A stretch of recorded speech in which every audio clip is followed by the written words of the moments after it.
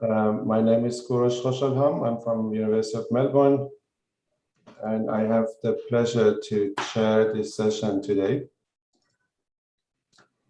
And together with me, we have a panel today, and I would like to introduce the panelists. Professor Zizong Kang from China University of Geosciences. If I make any mistakes in your introduction, please correct me. Dr. Lucia Diaz-Piarino from University of Vigo, and Dr. Sagit Aliot from Technion Institute in Israel, Technical University, or what was that? Sagit, can you correct me, please? It's the Technical Institute of Israel. All right, thank you. And our speaker today, Dr. Abdoulaye Diakite from University of New South Wales. All right, so for today, we have a few items on our agenda.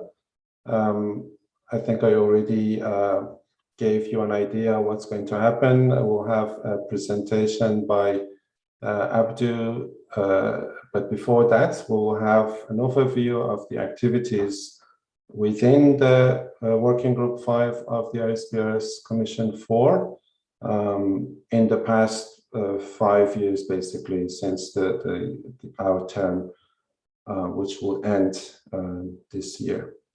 So that overview will be given by Dr. Kang, and then we'll have the presentation by Dr. Diakite, which I will introduce later.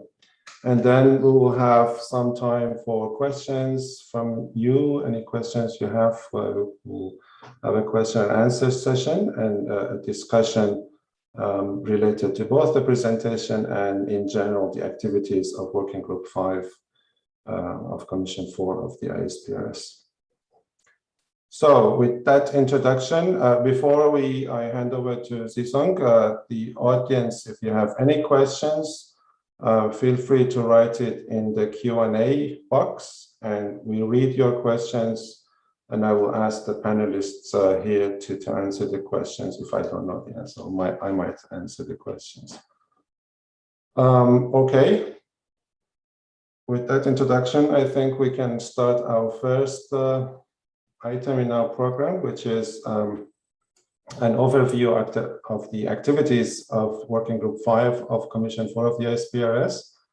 And I invite Dr. Kang to give an overview.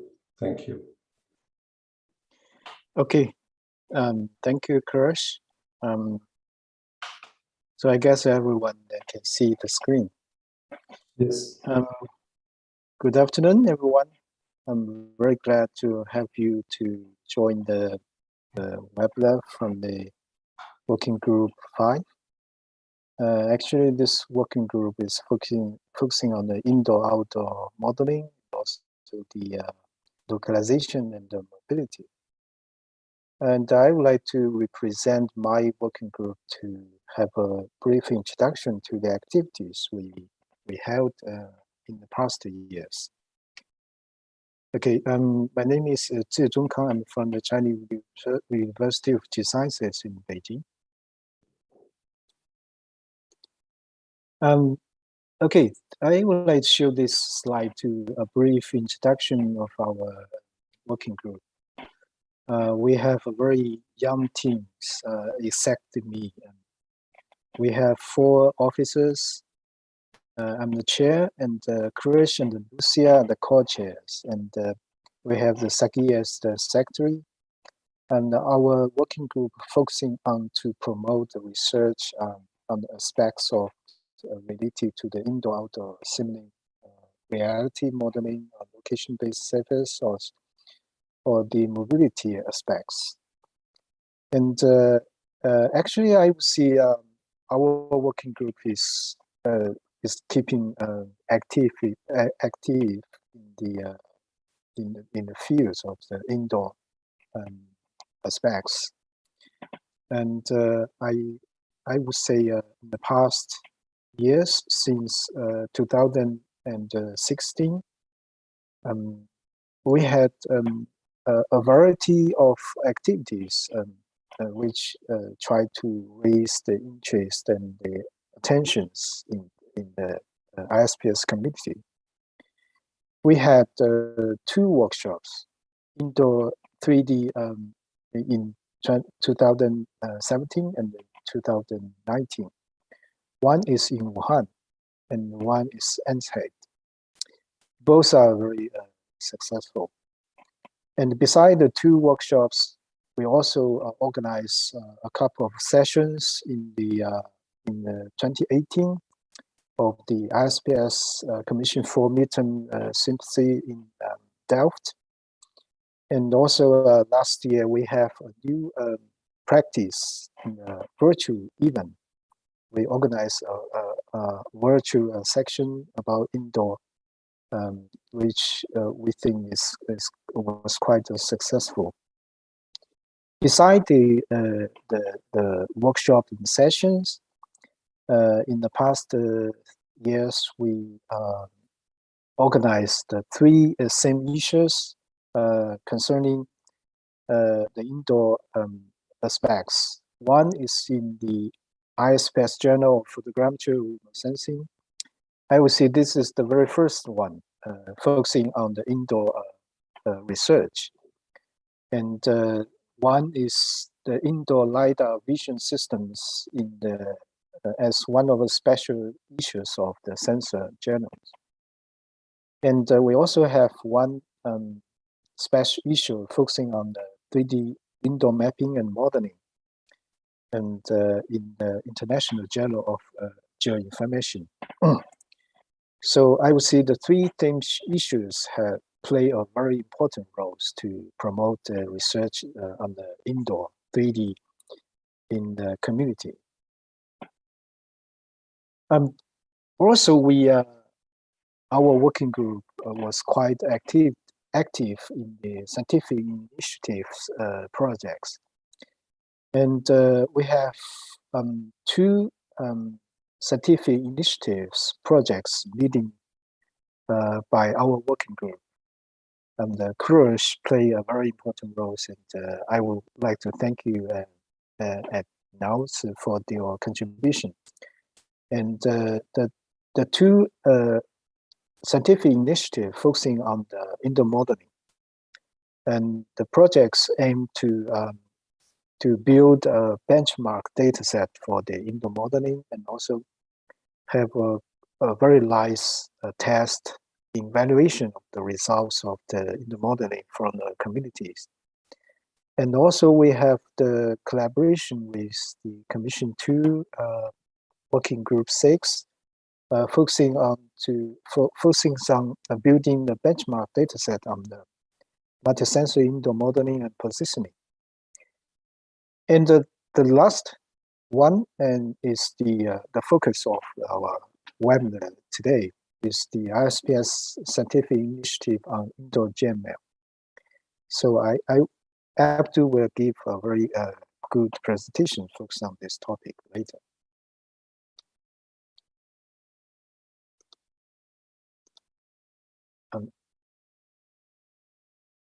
Sorry, okay.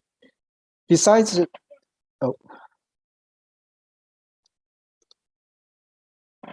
can you see the screen?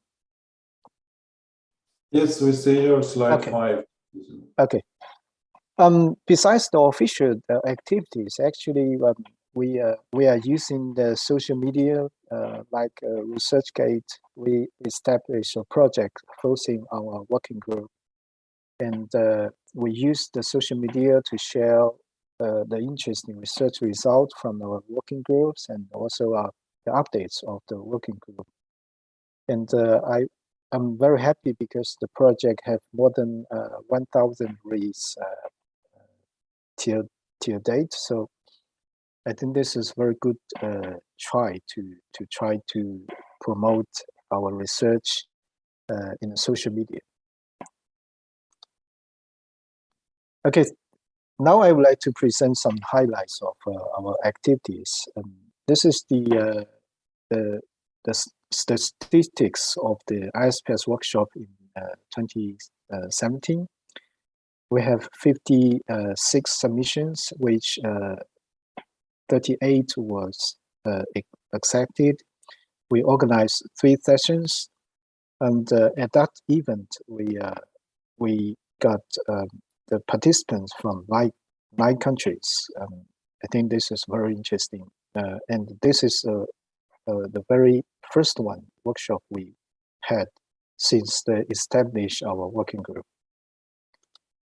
And we have another one is in 2019 in Enschede, and we have 43 submissions, and we accept 33.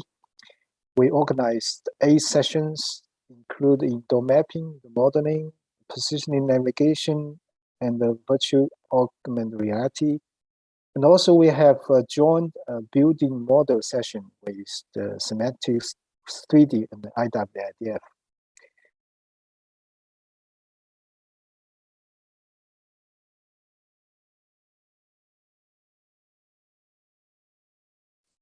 Zhizhong, your screen is frozen. I'm not sure if you can hear me.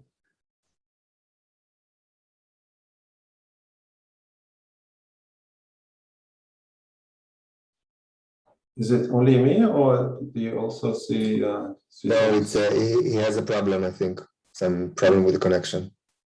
Okay. Let's give him a few seconds. It might be a internet problem. No, he's out. So okay, he's in. We don't hear you. You're muted. On mute.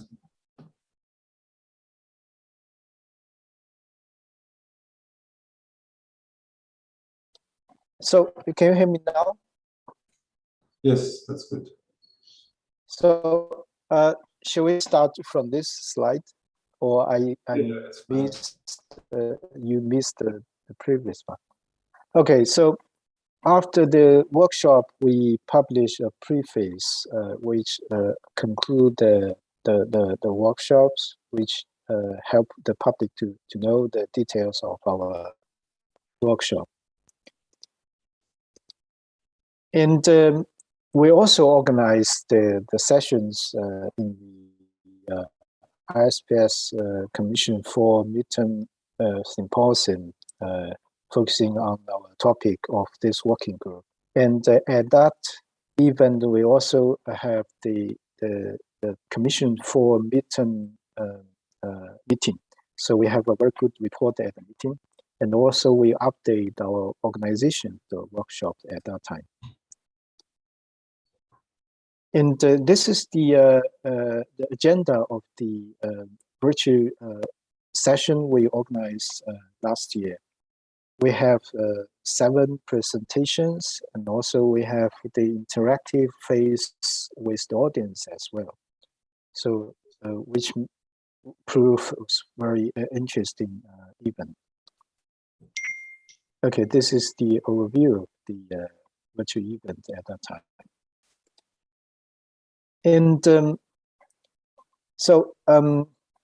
besides the activities focusing on the workshops and sessions, we organize 3 special issues. One is in the indoor LiDAR vision system, in the general sensor, and I have the statistics with this special issue. As we can see from the chart, we released a special issue in 2017, and in sensors, so we can see there's a very large increasing of the paper focusing on indoor research, which we feel very happy about this. And also from the statistics of the keywords of the papers, we found I would see the very popular topic focusing on the mapping and also the fusing of the multiple sensors. This is what we know from this special issue. Okay, here is another special issue, 3D modeling of indoor environments from the ISPS Journal of Photogrammetry Sensing. And we have 4 guest editors, and we attract quite a lot of the submission from the community. And I also made the statistics from the publication. As we can see, we have very large increasing in 2021 in the publication focusing on indoor on the ISPS journal, because we released the same issues since 2020. So we can see more publication focusing on indoor has been accepted and published in this journal. You know, this is the top journal in our community. So we feel very happy because the theme issue really played its role in attracting high quality paper focusing on the indoor. And also we have one special issue focusing on the 3D indoor mapping and modeling. And now we have 10 published paper in this journal. Also, the ISPS scientific initiatives are quite successful. The first one is ISPS benchmark on indoor modeling. And actually, we have 2 scientific initiatives in a row funded by the ISPS, which focusing on the evaluating and benchmarking the performance of the automatic indoor modeling methods. And we have the benchmark data set with 6 point clouds acquired from 5 different sensors. And we built 6 reference models. And here is the statistics I got from the website. By August this year, we have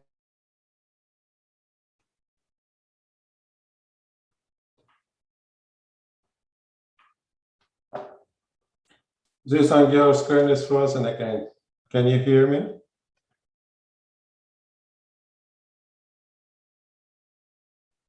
Okay, so he probably has internet problems. Maybe we'll wait for a few seconds like last time. Hopefully it will be resolved. So in the meantime, I would like to ask the audience if you have any questions about the activities of the working group. Please write it in the Q&A box. Sorry again. Let me try to finish quickly. Okay, so Kurosh lead a team to have evaluation of the submission from the community. And if you feel interested in the result, you can reference the very latest published paper in the ISPS Open Journal of Photogrammetry Remote Sensing. Okay, so this is the overview of the activity we had within our working group. So thank you very much for your participants, not only in this webinar, and also for other activities within our working group. So thank you. Kurosh? Thank you, Zhisong. Are there any questions for Zhisong related to the working group activities? Feel free to write in the Q&A box, and we will discuss those questions. Maybe we'll come back to your questions at the end of the session. So I would like to move on to the next item in our program, which is the presentation by Dr. Abdou Diakite. Abdou is a research fellow from University of New South Wales in Australia, and he is going to talk about development of tools for IndoorGML, which is an OGC standard for indoor modeling, especially focusing on applications like navigation. So Abdu, we can see your screen. The floor is yours. Thank you, Kurash. Okay, so let me just put it full screen. Can you see the full screen? Yep. Okay, all right. So hi everyone. So it's a pleasure to be here to talk about Indoor. So today I will be presenting the scientific initiative, the ISPRS scientific initiative that we could successfully obtain, and it's about development of software tools for IndoorGML. So I will be talking I will be giving just a quick overview of IndoorGML for those who may not be familiar with it. I will also give a summary of the main goals of the project and give the current status of the project. And of course, discuss few next steps at the end. So IndoorGML, as Kurash mentioned, IndoorGML is an OGC standard, which is dedicated to location-based services. So indeed, it's named Indoor because the main focus from the beginning was the indoor environment, which was missing in terms of representation. Although you could find it in some standards, some existing standard will represent the indoor to some extent, but the IndoorGML is really willing to focus entirely on the indoor, although it's enlarging its scope a bit towards outdoor, but for this talk we just stay to the indoor part. And in this picture, actually, you can just see the main purpose of IndoorGML. So IndoorGML is aiming to stand as an interoperable exchange model. So you imagine the special data that you get can be a floor plan, BIM, IFC, CTGML, it can be a point cloud. So IndoorGML is willing to be that format, that standard in between that helps representing the spatial information that are relevant and then translate them to or pass them to an application, which is just dealing with specific application like monitoring, indoor navigation, asset management, etc. With a small bias for indoor navigation because IndoorGML was started mostly with indoor navigation applications. So quickly, the principle of IndoorGML is the main principles, I will say. So firstly, the cellular space, so which we call the primal space. So IndoorGML is really space-based model. So everything is represented as a space.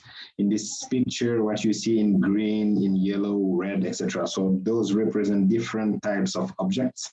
The green are the spaces, the rooms, as we know it, following the layout of the building. In red, you have the furniture that are occluding the space in terms of navigation, but they are just occupying the space. In yellow, you will have functional spaces. So there are some virtual spaces that you can represent as well around openings, and in orange it's not very visible, but the orange represent the space of the openings themselves. So the doors, the virtual spaces, the objects, the spaces themselves, all of them are considered as space, and we call them cells. And this is the main representation of IndoorGML, which is the cellular space. And another important principle is the dual space. So once we represent the primal space, which is the geometries of the space itself and the object that it may contain. So we have the dual space, which is a network representation of that primal space. So this network representation is based on the Poincaré duality, which is a mathematical framework that roughly speaking, it simplifies basically a volume into a point. So that's the node of the network. And any face which is shared by two volumes, or any adjacency will be represented by an edge, so which is the edges of the network. So the nodes and the edge of the network replaces the represent, basically they abstract the representation of the primal space. And you can have different level of network. You can have simplified network that just rely on the spaces themselves, or you can have more advanced network that goes around the furniture or uses a more granular subdivision of the space. And then another important concept of IndoorGML is the thematic layering. So you can have different layers of different primal or dual spaces. So you can imagine, you can describe the indoor environment in different ways. So you may want to have a layer that represents the topographic space, which are the rooms. You may have a layer that represents maybe the Wi-Fi coverage of your inside a building. You may have another layer that represents the furniture specifically. So you can just use different layers, and the layers are communicating between them through some specific mechanism provided by the standard. You also have the extension module. So there is what we call the core module of IndoorGML, which is the central part of IndoorGML. I will show quickly an UML, but around that central part, you can build on and you can extend this standard. So you can add on any type of applications. If there are some attributes that are not covered by the core, you can just extend it, similar to mechanism that you may find in other standards like CityGML, for example. And something a bit new here is since we are working on the second version of IndoorGML, so we are considering other format than GML. So GML is a way of organizing or transferring or sharing the information, but there are other ways that are becoming more popular. For example, JSON for people dealing with the web, or there is SQL for people dealing with databases, etc. So we are exploring also this kind of way of sharing the model of IndoorGML. So of course the name says IndoorGML, but it doesn't have to stick to the GML itself. So roughly speaking, I'm not expecting you to see the details of this slide, but this is what the new schema is likely to look like. It's a work in progress, but we are getting towards the final version. So this is the core part of IndoorGML. So we are really trying to simplify it as much as possible. I say we because I'm part of the working group, IndoorGML standard working group as well. So yeah, so it's something we are expecting to be released soon, but it's a long process, obviously. Okay, so coming to the core of the topic. So IndoorGML has been around for several years, and there are really a lot of tools that you can find related to IndoorGML. So if you go to GitHub, so mostly the STEM lab, which is led by Professor Ki-Jun Lee from Korea. So they are very active in terms of developing tools for IndoorGML. So if you go in their GitHub, you will find a lot of repositories that are providing some tools here and there that deals with some parts of IndoorGML here and there. In QDelf as well, you have Hugo Ledoux, who is working on IndoorGML a bit, and he has developed the IndoorJSON, which is the JSON equivalent of IndoorGML, and he also has been working on validating IndoorGML model along with CityGML models. And in our lab as well here in Australia, we are also developing few tools. So I have been working in previous years in something that's called IndoorGML to LCC. I will give a bit more details. But all these tools, the issue is that they are scattered and they are not communicating between them, so they are not very easy to use, and they are addressing specific part of IndoorGML, and at the end of the day, it's really difficult to find your ways through all of them because they were really made for projects and they were not made with the idea of making IndoorGML a little bit usable, more usable, I would say, more accessible. So enters this project. So the main idea of this project is to, as its name says, to push for the development of software tools. It's not really adding one additional tools to the tons that is already out there. The goal is really trying to have one simple, robust, and it will be open source as always, but with the specific goal of generating IndoorGML from IFC models. So IFC is a very popular model. It's getting more and more popular with the BIM in the BIM environment. So getting something that that leads us to IndoorGML from IFC, which could be relevant, could be helpful for the community and for people just wanting to deal with IndoorGML to go a bit further. So this is the big team of the project. So I am the main developer, and all the people are still involved in terms of mostly in terms of advisory board and discussion as well. So most of these people are involved in IndoorGML to some extent. And at the top, at the bottom right, you see Bart who is the president of OGC. OGC Europe, and we have him here because it's very handy to have his feedback in terms of from the standard perspective. So this is the big picture of the project. You have an IFC model, you send it in a black box in some ways, black box, but it's still open source. You can access to it, and somehow you get an IndoorGML model that can deal with the primal space and the dual space of IndoorGML. You may wonder why we wanted to go for IFC. So as I said it a bit earlier, so IFC is getting very popular with the BIM getting as well popular. So it's getting more and more accessible. So you find it's becoming a little bit more ubiquitous, not that much. So it's still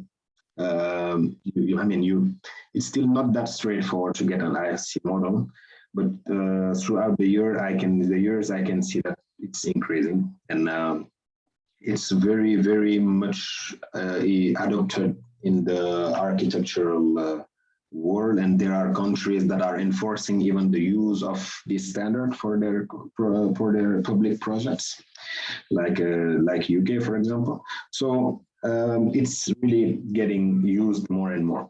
And on top of that, there are several classes of IFC that are really, really a direct match to IndoorGML. For example, the IFC space, which fits directly to the notion of cell space in IndoorGML in terms of representation and even semantics. You have the openings that are represented as well. So even the openings can have their the void of the openings can be represented, which is corresponding to a cell space still. You also have the special links between the objects. So in IFC, you have it described the fact that one space is connected to another space. And this is exactly what the Poincaré duality is about at the end of the day. It's about identifying and abstracting the connections between the spatial relationships between spaces. And you have also the furniture, the furnishing elements that can be represented. So if you are targeting a bit more refined navigation, this may be helpful as well. So all in all, it's really almost, I say almost because there's of course some work to do around, but it's almost a direct match with IndoorGML IFC. So that was explains the natural choice of these standards next to others. Okay, so this project is really about developing tools. So there is not much research components there because the research has been already intensively done. So it's really a technical and really practical perspective that this project is adopting. And the plan is straightforward. So it's really about being able to import an IFC model and being able to organize the information that is there. I will explain a bit why a topological data structure. Being able to operate, to perform some operations and validate it, and being able to export an IndoorGML at the end of the process. So in terms of importing, we need something that can parse IFC 2.2, X3, and IFC 4. There are some new versions that are still coming out, but these are still the most used. And IFC 2 X3 is still the most used. So in terms of data structure, the idea is to be able to store the information that we receive from the IFC. So geometry, topology, and semantic information, we need to organize them in a way that we can process.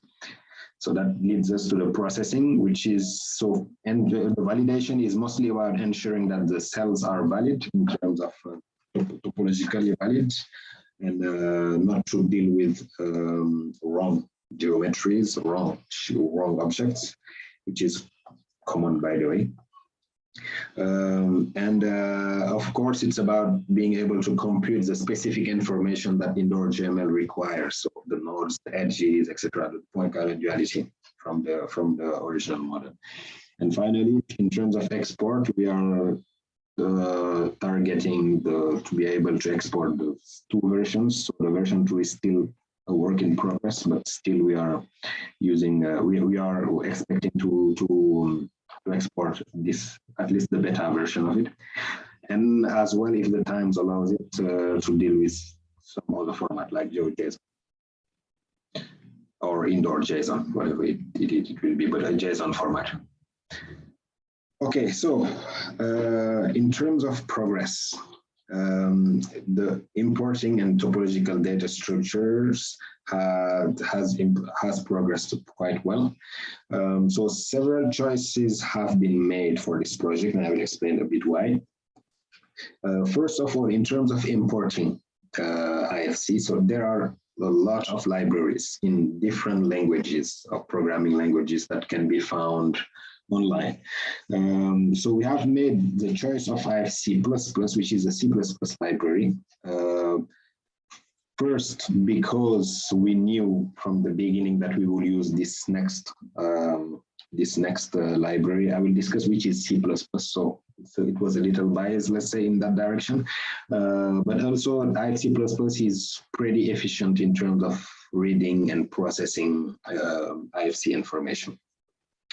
Unfortunately, it's not very well documented, and to be fair, full disclosure, I have been working with this library for several years. So, and because I'm the main developer, so it was really easiest for me in terms of learning curve and in terms of going quicker.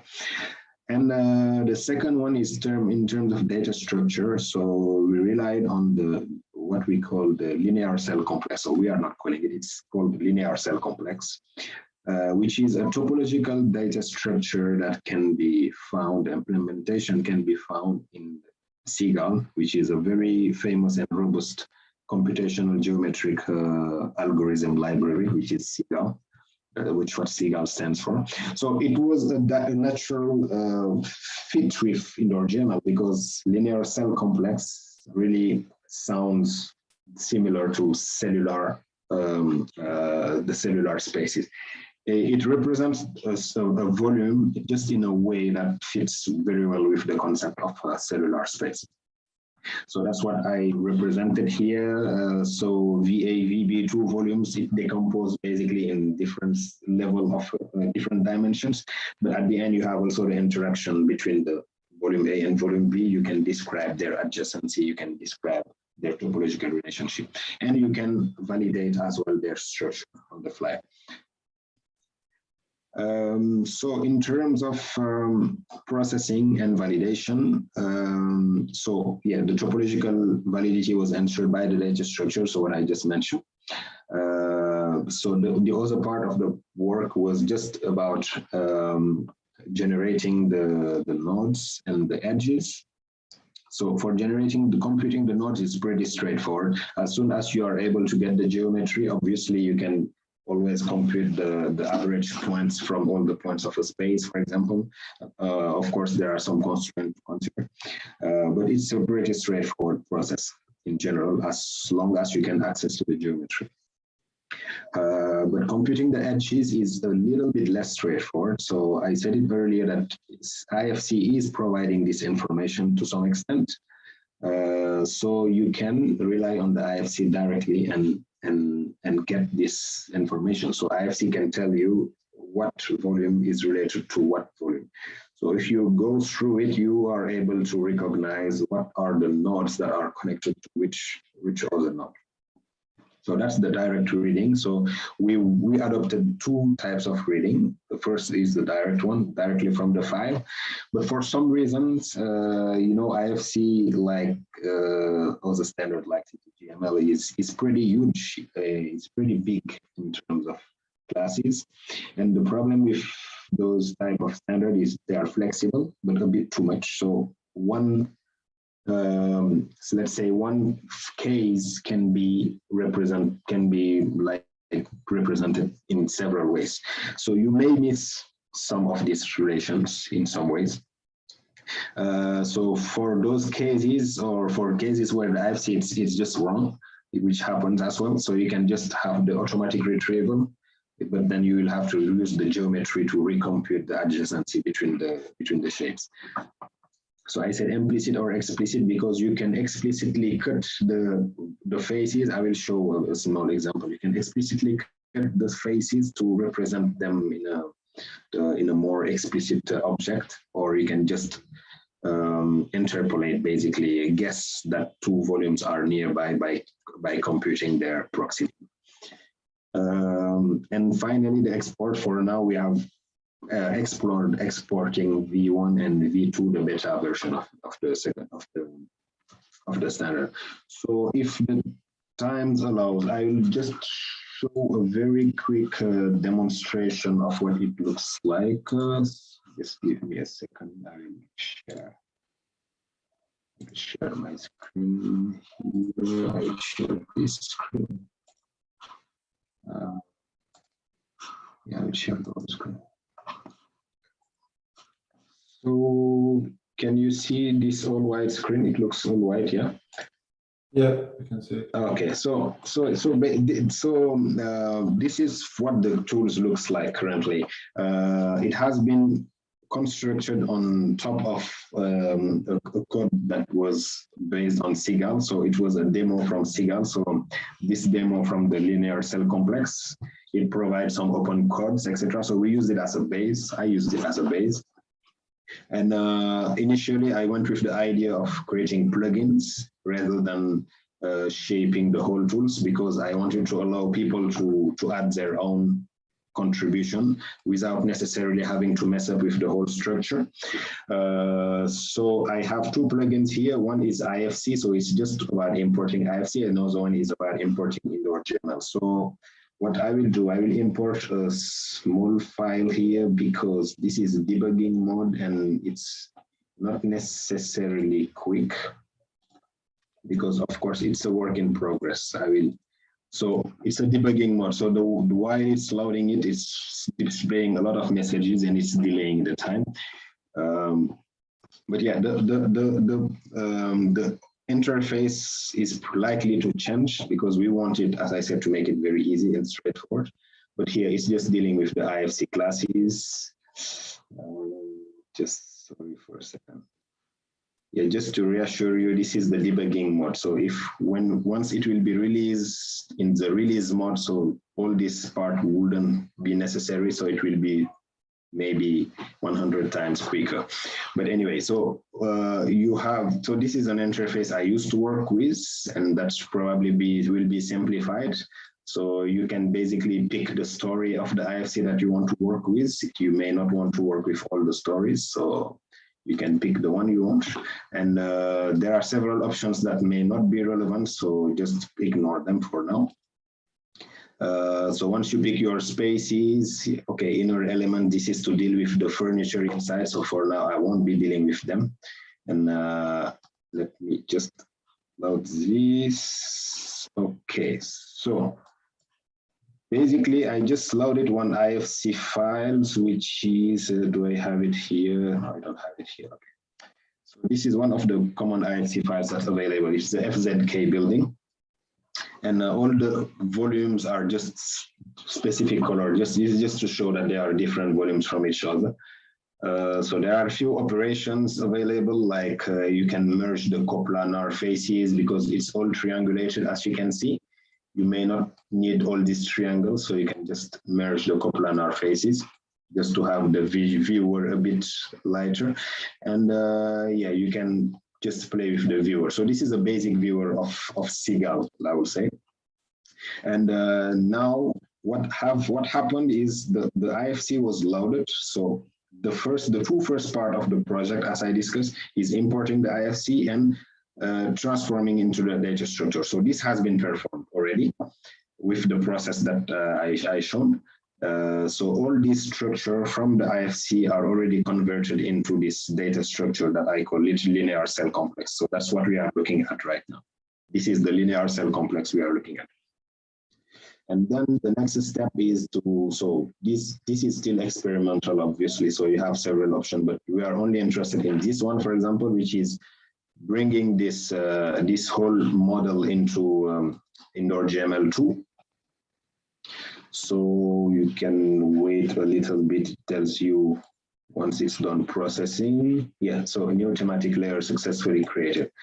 So this just basically goes through the whole volumes and try to identify the relationship between the species and creates this network, which is the base of IndoorGML.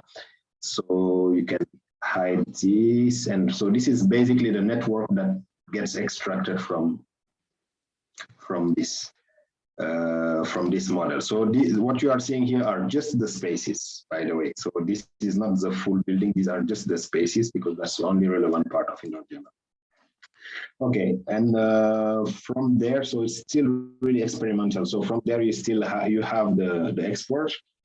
So you can export IndoorGML. Let me see, demo export.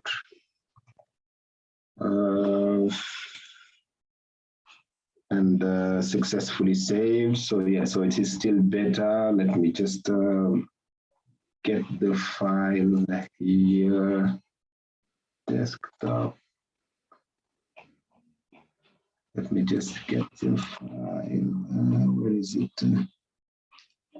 Let me just show you what it looks like quickly.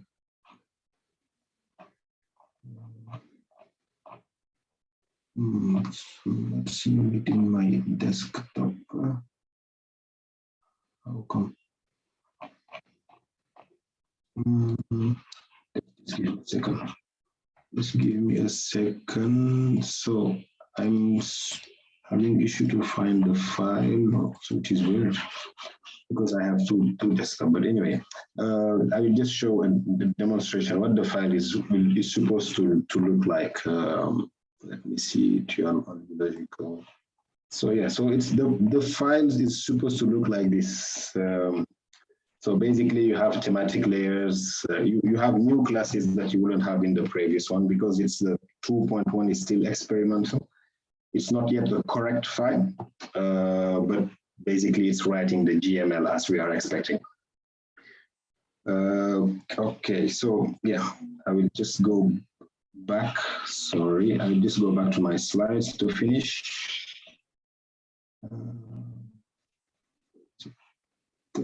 There we go. Okay, can you see my slides again? Yes. Okay, all right. So overall, the development is going fine. Let's say the pieces that are making the big pictures are more or less ready. And as you can see, it's really still debugging, so it's experimental work. So it's not yet this final tool that you can just click and have what you are looking for, but that's what we are aiming to. So there are still some improvement that needs to be brought. So the efficiency and the workflow in terms of importing. So as you saw, there's a lot happening in the background when you import the file. It's obviously quicker on release mode, but still there is some improvement that needs to be brought there. In terms of processing, I have just shown the first way of bringing the data. So this is not really the retrieval. So this is the direct reading. And the direct reading is not perfect because you may have a network that goes across walls, for example. So if you want a network that goes specifically through the door, you will need a bit further processing. But this may not be critical for some applications, so but still is something we would like to address. And of course, exporting GML is okay, but exporting JSON is not implemented yet. At the end of the project, which is supposed to end by the end of this year, but because it started a bit later than expected for several reasons, it may be extended. But so let's say towards early next year, we are expecting to share the whole code on the C++ code on GitHub.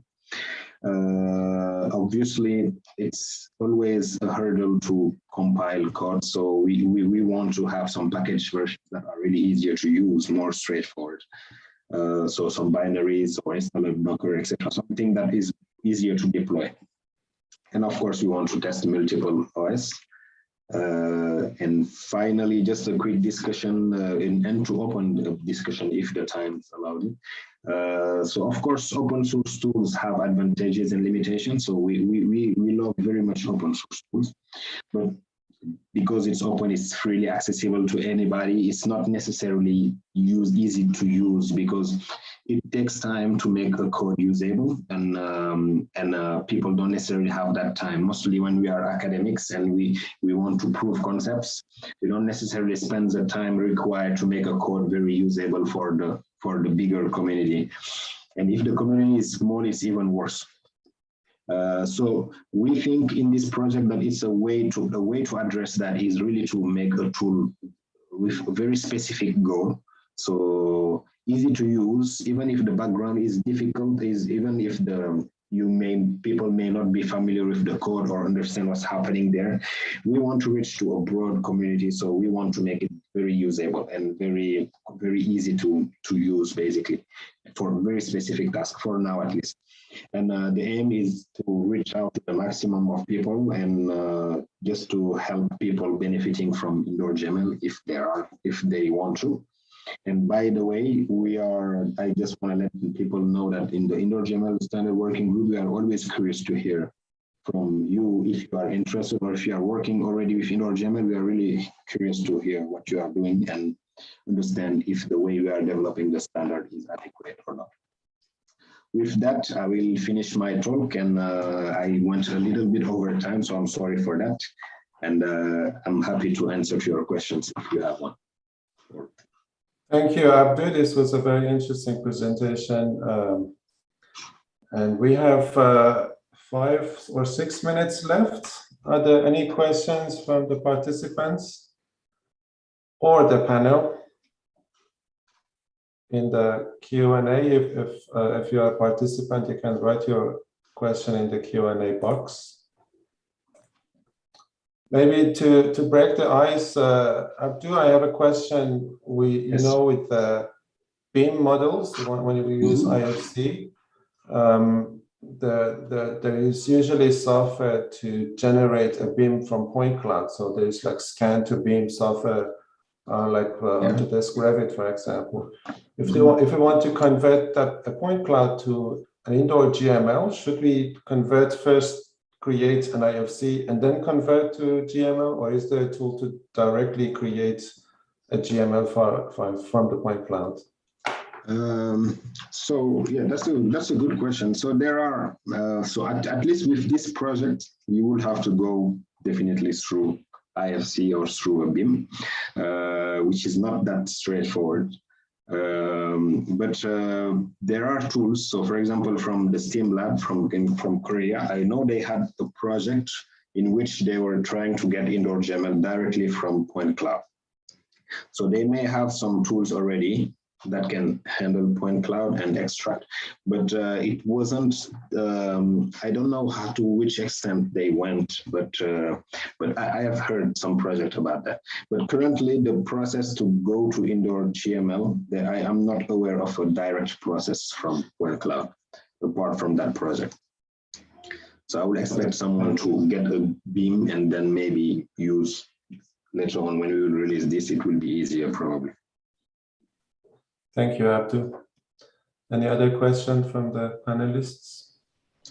Yeah, I would like to have a question. I have a question. I would like to ask do a question, and Yep. it is related to IndoorGML and in the application to indoor navigation.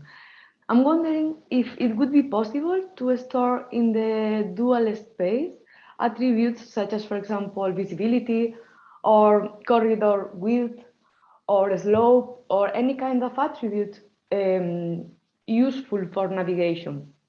And my question is because I'm thinking on navigation for people with impairments or people with any kind of disabilities, for whom all those attributes are very useful in terms of path planning or so on. Okay, that's a very good question. So this is always difficult when you develop a standard. You always have this issue of what to include and what not to include. And of course, you want to be compact, and you don't want to put thousands of information just to lose people that are developing the standard itself. So IndoorGML has really some very simple attributes in the core module, but with the mechanism of extension, you can really add any attributes that is relevant to your application. So an extension here, unfortunately, I haven't put the extension model for navigation module, for example. So navigation modules just comes on top of, just connects basically to this core module and adds some attributes, like attributes that are specific to navigation. And of course, when you talk about navigation, there are different scenarios. So you have navigation for pedestrian navigation, maybe for drones, they may have different constraints. So every type of navigation may need different set of attributes.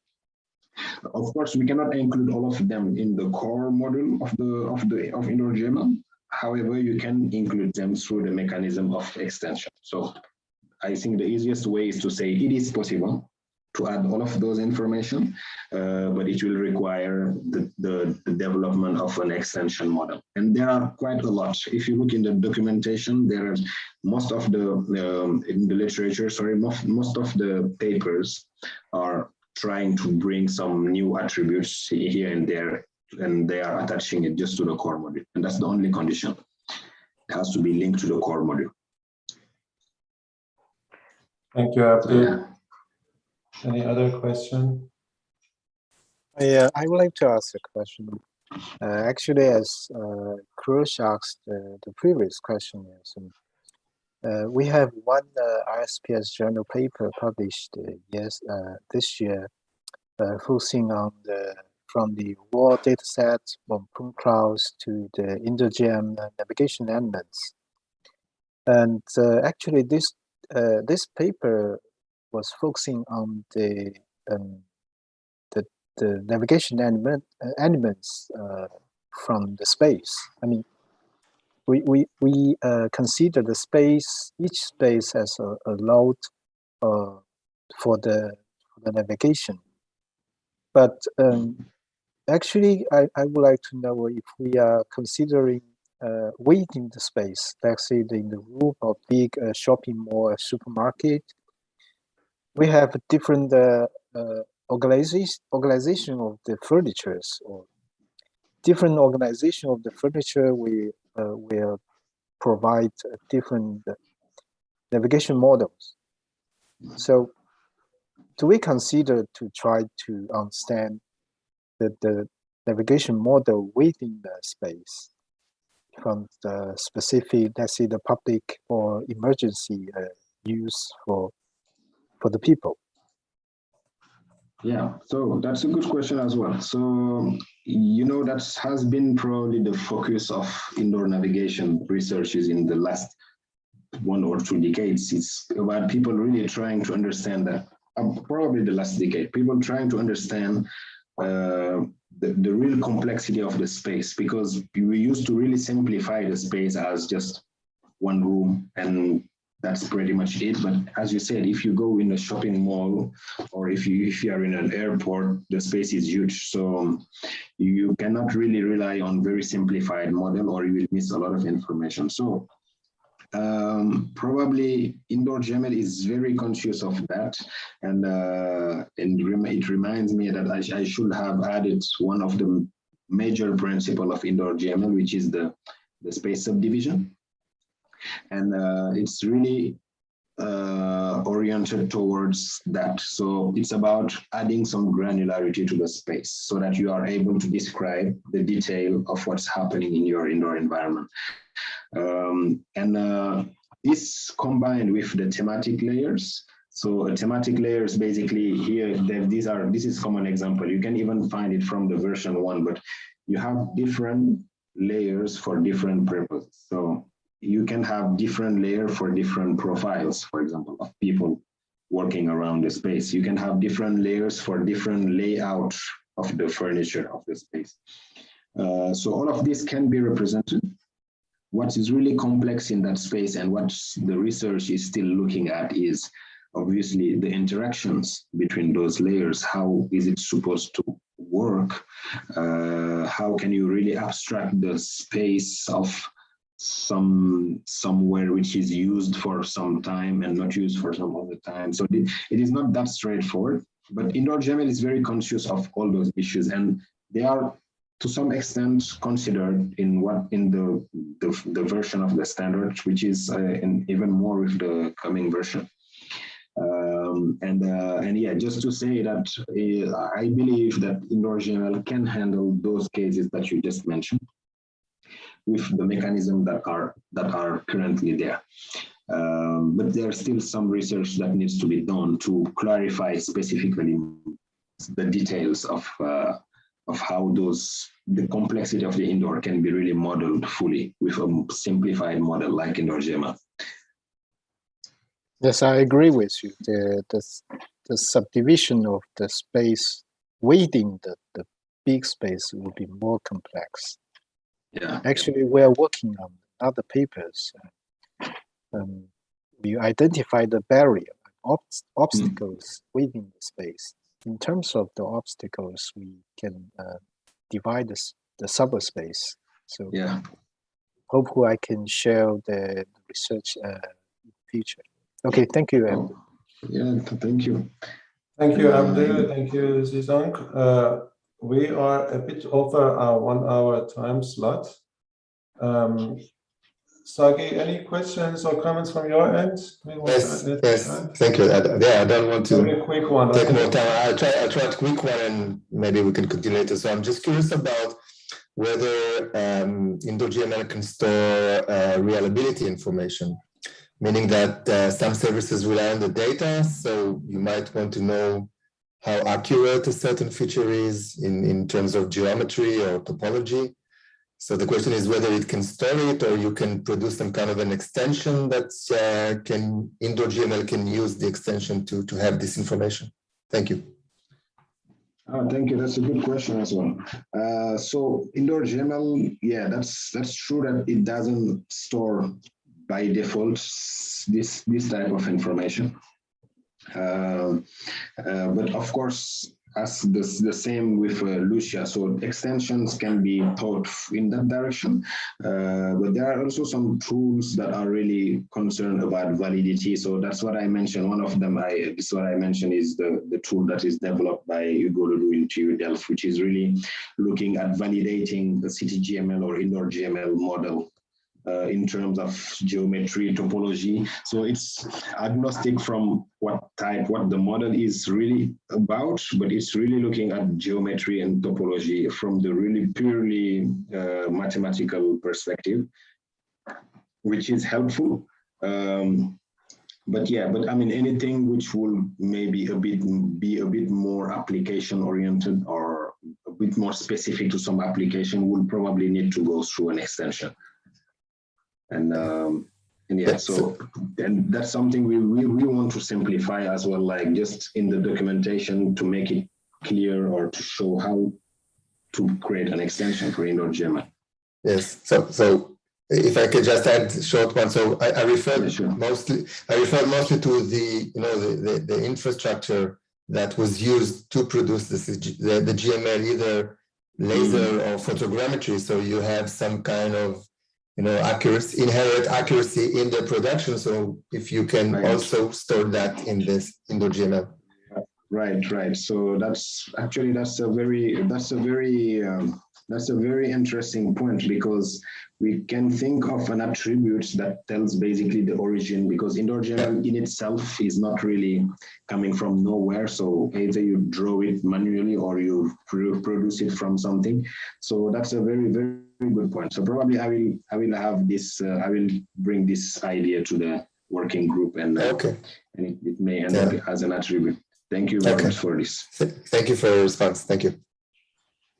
Excellent. Thank you, Sagi. Thank you, Abdu. I think we had a very interesting discussion, and hopefully we gave you some ideas, Abdu, for further development of tools for IndoorGML. We are over our time. I would like to hand over to Zizong for the closing. Thank you, Kurosh. I'm very happy, and today we have very good sharing from Abdu with the scientific initiative for IndoorGML. I think this is a very good tool for us to extend our Indoor 3D to the real application. But actually there's some, we need a bridge between the IndoorGML and the raw data. So I think this is our Indoor 3D targeting. We try to solve the problem, try to establish the bridge between the data set and the real application. So I think IndoorGML is very important. So we are trying to realize the IndoorGML to the real life. So I think I will be very happy to do it. So I think that you must agree with me, right? So thank you for the panels, our speakers, and also our audience. So let's try our best to do our job. So Kurosh, I make my closing. So yep, thank you, Zizong. Thank you, everyone. And have a great day or evening or night, depending where you are in the world. Thank you. Thank you. Thank you very much. Thank you very much. Thank you. Hope to see you soon. Bye-bye. See you soon. Bye.